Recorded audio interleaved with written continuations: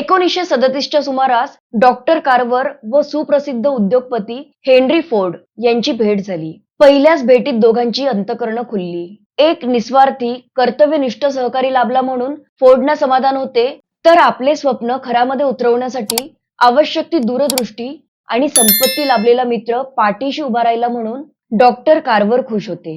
Ford साहेबांनी या भूमिपुत्राचे कौतुक करण्यासाठी त्यांना एक घर बांधून द्यायचे ठरवले. खरे तर ते घर म्हणजे एक राजवाडाही होऊ शकला असता, पण डॉक्टर कार्वरना घर हवं होतं ते त्यांच्या आईचं डायमंड ग्रोव्ह मध्ये होतं तसं साधं लाकडी ओंडक्याचं खोपटं.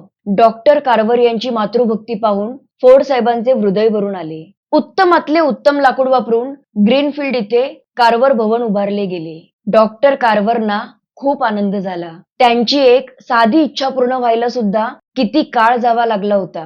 वयाच्या 80व्या वर्षी डॉक्टर कार्वर त्यांच्या घरात राहायला गेले.